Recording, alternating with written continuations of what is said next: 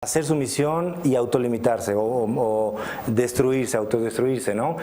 Cuando esa célula al momento de replicarse viene un error genético, es ahí donde realmente empiezan a surgir células diferentes que también tienen la propiedad de seguirse replicando y que más adelante van a formar lo que llamamos tumor o cáncer, ¿no? Entonces, realmente es ahí como se origina todo, ¿no? En un error celular más que otra cosa.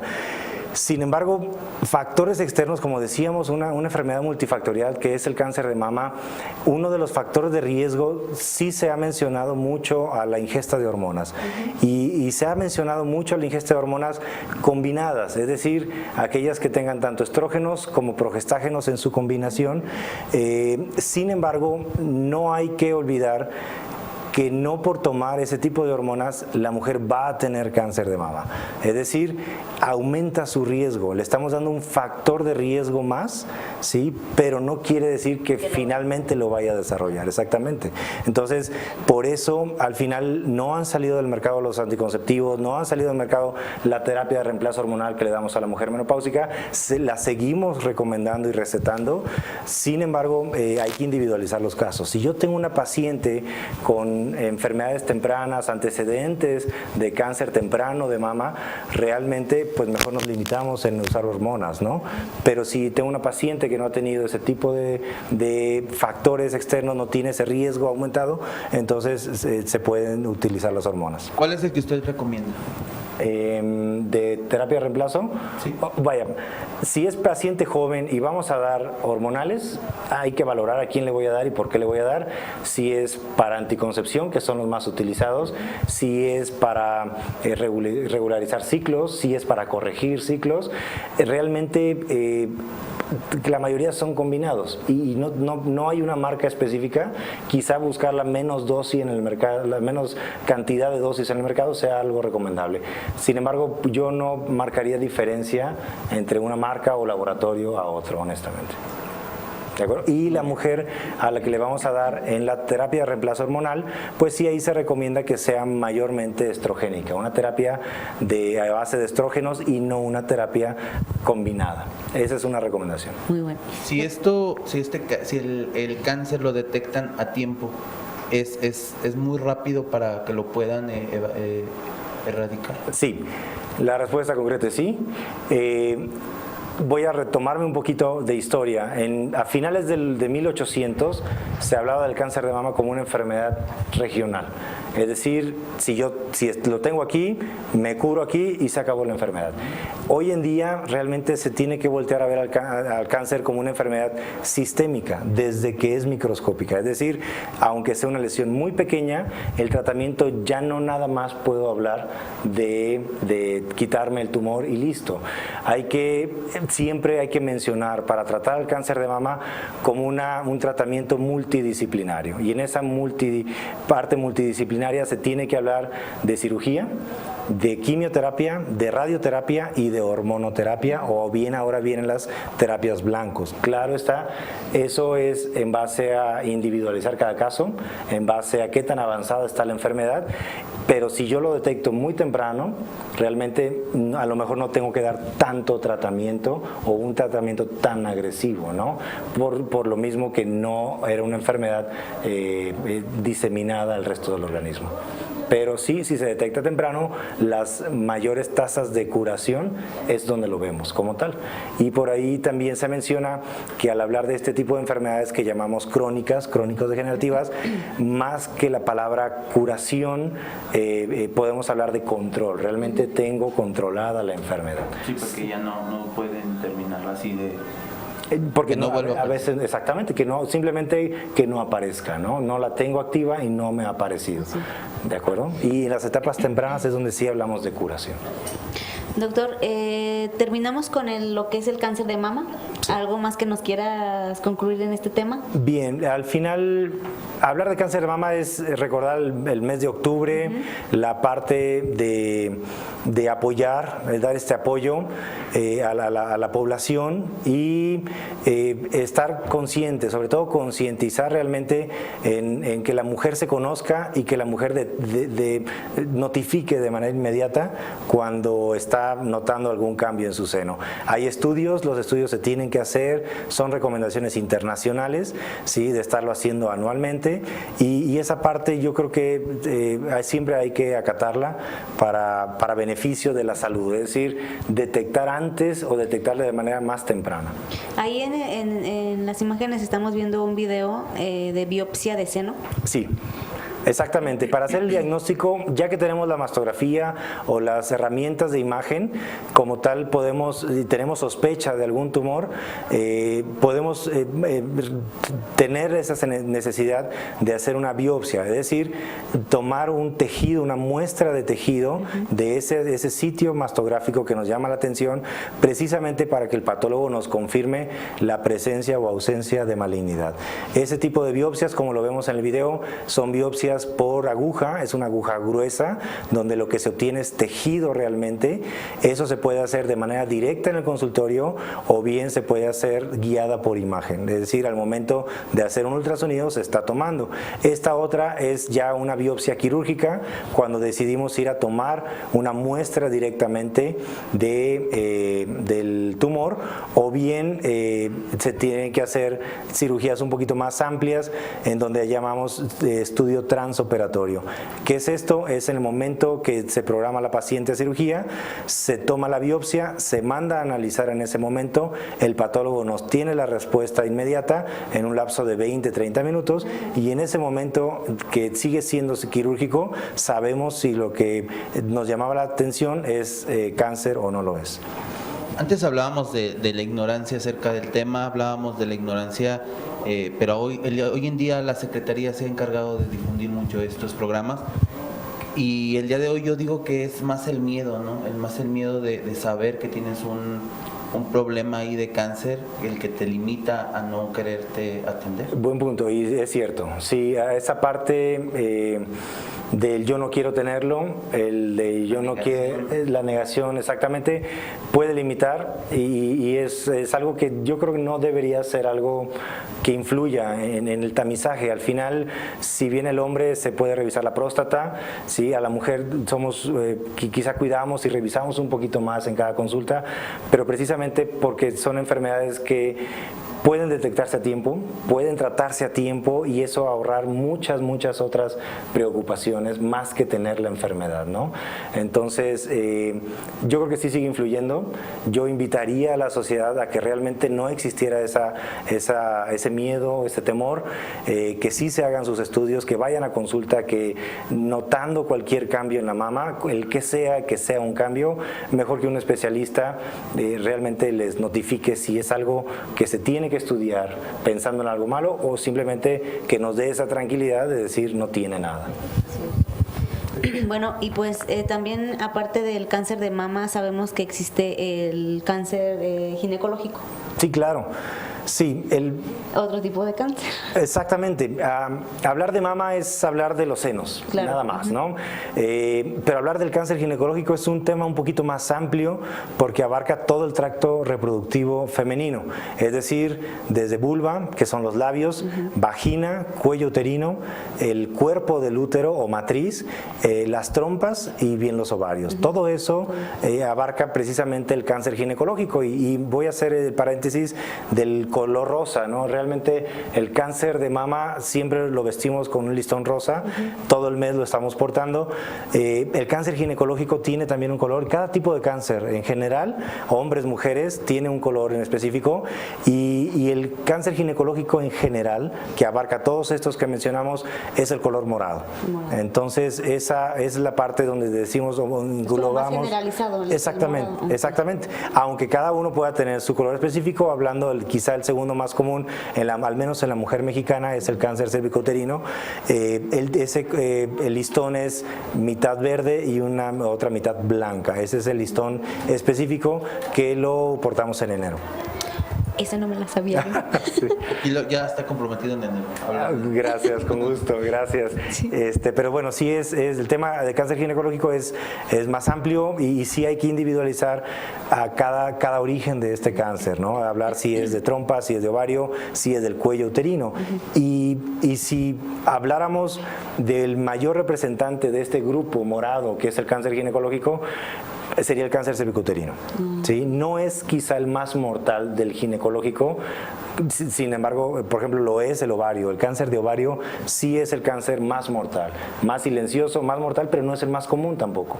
Entonces, el que sí es más común después de mama en la mujer mexicana es el cáncer cervicuterino. ¿Y el más agresivo? No, es ovario, El de ovario. precisamente. Ovario es cuando lo detectamos, normalmente ya son etapas muy avanzadas, en donde las posibilidades de un tratamiento altamente efectivo pues se ven limitadas. Sin embargo, el cáncer cervicuterino es más común, pero lo detectamos más fácil. ¿Por qué? Porque lo detectamos mediante un Papá Nicolau, un simple estudio de Papá Nicolau que es incómodo, pero también es muy reproducible. Realmente ahí podemos saber si la mujer tiene cáncer de cervicuterino o bien si tiene lesiones antes del cáncer, lo que llamamos lesiones precancerosas del cáncer cervicuterino. Y esa es la gran ventana que tenemos para detectar de manera muy puntual, muy a tiempo, esta patología en el cuello uterino y darle un tratamiento sin tener que ser tan agresivos como a veces lo podemos ser ya en el cáncer de ovario o en el cáncer de mama inclusive. Otra imagen, doctor, donde está haciendo, el Papá Nicolau y... Sí, ahí estamos Prueba de viendo, BPH. exactamente, es la prueba de BPH. BPH son las siglas que, como conocemos, el virus del papiloma humano. El virus del papiloma humano o la transmisión de este virus es hoy en día la enfermedad de transmisión sexual más común en el mundo y se habla de que 80% de la población sexualmente en el mundo tiene la posibilidad de tener virus del papiloma en cualquier momento de su vida. Esta es la toma de la citología. A través de un espejo accedemos al cuello, tomamos las células con un raspado. Ese raspado la podemos poner en una base convencional, que es una laminilla, y después se visualiza al microscopio, o bien en una base líquida y que también se terminan visualizando las células al colposcopio. Y ahí podemos tener la herramienta para decir las células son anormales, ya hay una lesión precancerosa o ya hay cáncer inclusive. Y bien, si lo solicitamos al patólogo, determinar si la paciente es portadora del virus del papiloma humano. Sí, que son pruebas diferentes. Que también es algo muy feo, ¿no? Es un proceso... Sí, exactamente. Es algo que igual no queremos tener, ¿sí?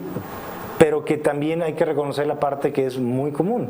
¿Sí? Y una persona que viva una sexualidad puede ser portadora en cualquier momento, 80% de la población sexualmente en cualquier momento. Entonces es algo realmente común y que los problemas que nos puede dar el virus del papiloma humano realmente son más accesibles que detectar que el cáncer de mama y mucho más fáciles de tratar que esas lesiones antes de ser cáncer como tal. Como todo, sabiendo que a tiempo todo es controlable. Claro, por eso en la mujer el tamizaje del cáncer cervicuterino lo hacemos mediante un Papá Nicolau, ¿sí? Que hacemos de manera anual a partir de 3 años de haber iniciado vida sexual o bien pacientes mayores de 21 años y bien podemos hacer también estudios complementarios. Si tenemos un Papá Nicolau anormal podemos hacer la colposcopía o bien una biopsia dirigida de este sitio precisamente para determinar si ya tiene algo maligno o algo muy avanzado cercano a lo maligno. Normalmente antes las mujeres comentaban que pues no se hacían estudios si no se habían casado, si eran señoritas y no, le seguimos igual. Y es igual, ¿verdad? Exactamente. Nosotros nunca vamos a tomar un Papá Nicolau, o al menos no es recomendable si es una persona que no ha tenido vida sexual. ¿Sí? Tan solo el abordaje no lo hacemos, que es a través de un espéculo, un espejo vaginal, pero sobre todo si hoy en día el virus del papiloma humano fue detectado o fue publicado por primera vez en 1983 por un científico alemán médico, Harold Surhausen. Él fue el que dijo, aquí hay algo que explota como tal para que la mujer tenga cáncer cervicuterino, y lo llamó virus del papiloma humano. Es un virus que tiene milenios con el hombre, ¿sí? Con la humanidad, quiero decir, y finalmente antes del 83, de 1983, se hablaba de causas de cáncer cervicuterino de sífilis, de gonorrea, de traumatismo, de multiparidad, ¿sí? Y realmente se sabe que si hay que hablar de cáncer cervicuterino, realmente hay que hablar de virus del papiloma humano también.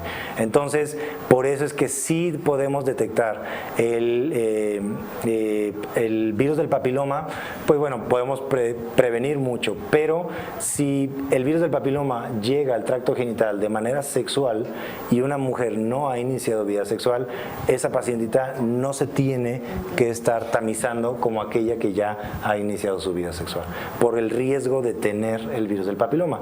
Por eso las recomendaciones, al menos americanas, siguen mencionando que incluyamos hoy en día al virus del papiloma en ese tamizaje, en esa búsqueda anual, no nada más un Papá Nicolau, sino también saber si mi paciente tiene o no virus del papiloma para saber su potencial riesgo. Y aquí en la imagen podemos ver precisamente, este es el esquema microscópico de alta definición del virus del papiloma. Realmente el virus del papiloma no discrimina a hombres y mujeres, los dos lo podemos portar por igual, ¿sí? Y hay aquellos tipos que van a afectar la zona genital, que son los que más nos pueden afectar o llamar la atención, pero también hay aquellos que afectan la cavidad oral, la cavidad anal o bien la piel como tal, plantas de pies, palmas de manos, ¿sí? Piel en general. Entonces el virus del papiloma no es exclusivo de la mujer, no es exclusivo como tal que un sexo lo transmita al otro, sino puede ser en ambos.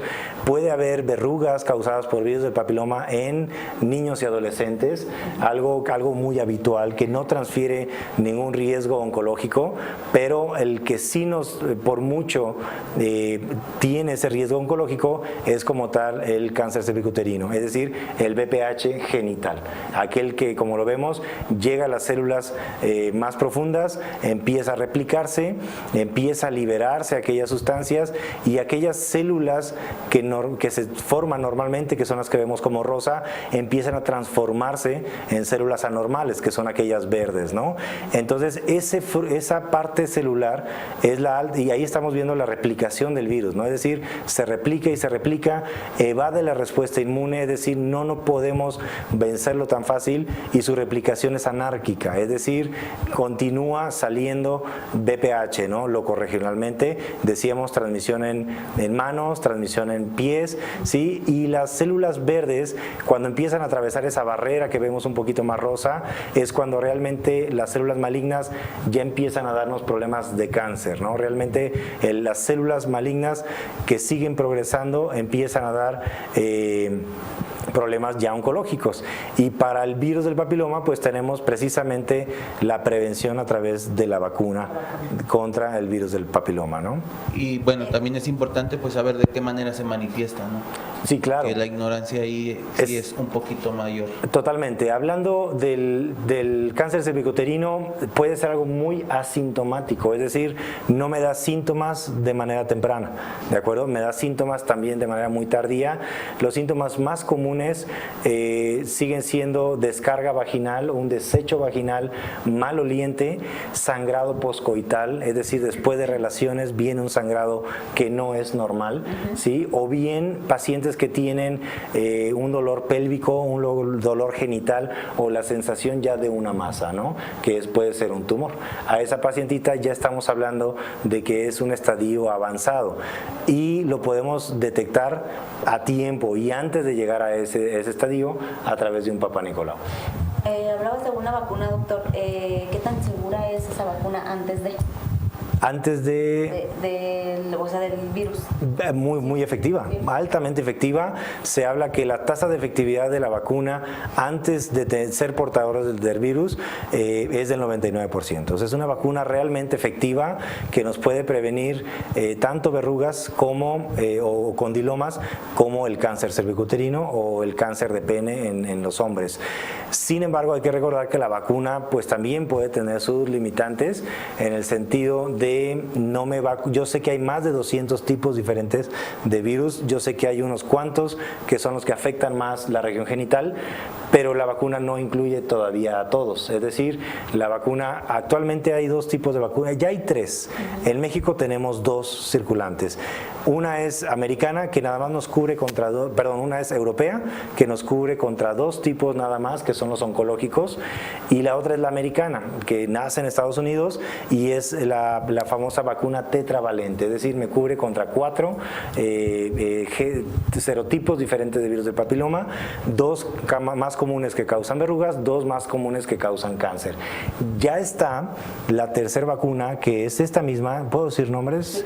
Es la famosa vacuna Gardasil, ¿sí? Ya está la Gardasil 9, que incluye estos mismos 4 que originalmente tenía la Gardasil simplemente, y se le agregaron 5 más de alto riesgo. Es decir, me cubre contra 9 tipos diferentes de virus del papiloma.